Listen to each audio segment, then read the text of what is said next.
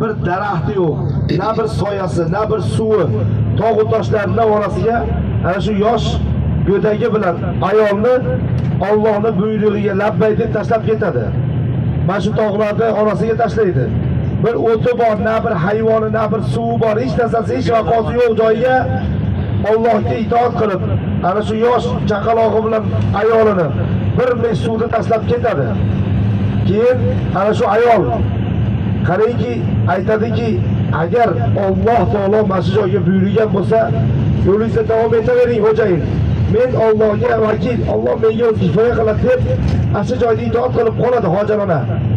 Mana shu joylar, mana tog' bilan chekkalarida teshik ko'rgan bo'lsanglar, mana shu joylarda suv oqardi. Bundan 50 yil, 60 yil oldin mana shu joylardan suvlar ichadi hojilar.